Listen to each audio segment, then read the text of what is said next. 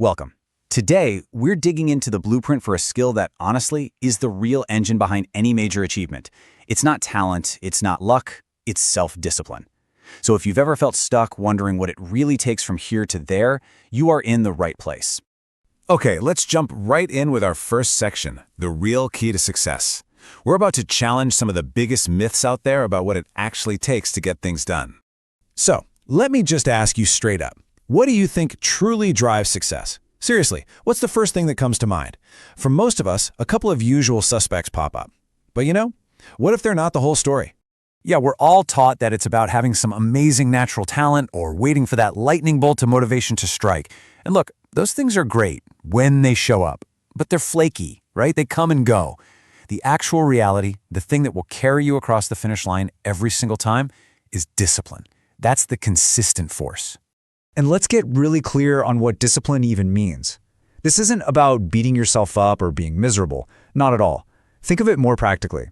It's just the simple practice of taking small actions every day that get you closer to your goal. And here's the kicker, especially on the days you really don't feel like it. So if discipline is a skill, how in the world do we actually build it? Well, that brings us to our next section, laying your foundation.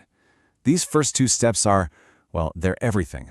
They're the concrete slab that the entire structure rests on. All right, let's get to it. Step number 1.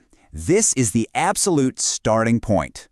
You have to define what success means to you, not to anyone else. Is it being debt-free? Is it getting healthy? Starting a business? You need that crystal clear picture, because clarity, well, that gives you a direction to point toward, and you can't be disciplined if you don't know where you're going. And once you've got that clear direction, it leads you perfectly into the second piece of the foundation. Step 2 is to build a few non-negotiable habits. Think about it. You don't wake up and have a debate with yourself about whether you feel like brushing your teeth. You just do it. It's automatic. That's what you need to do here. Pick 2 or 3 core actions tied to your goal and make them just as automatic. The debate is over. They just happen. Okay, so the foundation is set. Now we have to get into the nitty-gritty of the day-to-day. This next part, winning the daily battle, is all about those in-the-moment tactics you need when procrastination and distraction come knocking. And our first tactic for winning that battle is step number 3. It's a simple little mental trick, but man, is it powerful.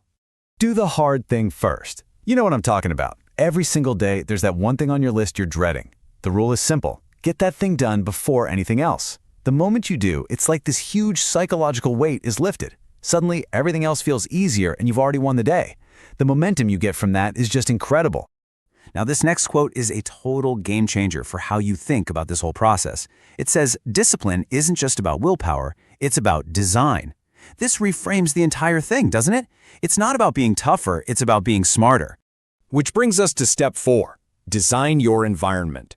Seriously, stop trying to fight a million distractions with willpower alone. You'll lose. Instead, just remove them. Put your phone in another room. Clean off your desk. The goal is so simple. You want to make doing the right thing easy and doing the distracting thing hard. You're basically stacking the deck in your own favor. And that leads us to step 5, which is a big one. Stop waiting for motivation. Motivation is a feeling. It's like a roller coaster, up one day, down the next. It is completely unreliable. Discipline, though, that's different. That's a decision. It's a commitment. It's a promise you made to yourself. Your actions are based on that commitment, not on how you happen to feel when your alarm goes off. All right, we've got the foundations, we've got the daily tactics. Now for the final section, mastering the long game. This is all about how you make this stuff stick, how you turn a short-term effort into a lifelong habit. So to make sure this whole system is sustainable for the long haul, we need step number 6. Track your progress. This is so important. There's an old saying, what gets measured gets improved. Seeing your hard work add up, whether it's checking off workouts on a calendar or watching a savings account grow, that tangible proof is what fuels you. It shows you that the small daily stuff is actually working, which is one of the best reinforcers there is. But listen, this journey is never a perfect, straight line. And that brings us to maybe the single most important mindset you need to adopt. And it's this. The key is not perfection, it's consistency. And that's our final step, number 7. Forgive mistakes, but never, ever quit. Look, you're going to miss a day. You're going to have an off week. It happens to literally everyone. The secret isn't being perfect. The secret is not letting one slip-up turn into two. You mess up? Fine. You just get right back on track that very next day. Success belongs to the people who just keep going. So if you take away just one thing from all of this, let it be this idea right here. Success isn't some big magical lottery win. It's not a single giant leap. It's just the natural, almost predictable result of doing the small, boring, disciplined things over and over and over again. Which leaves us with just one last question for you to take away. Let's make this real. Right now, what is the one disciplined action you are going to take today? Just one. Start there.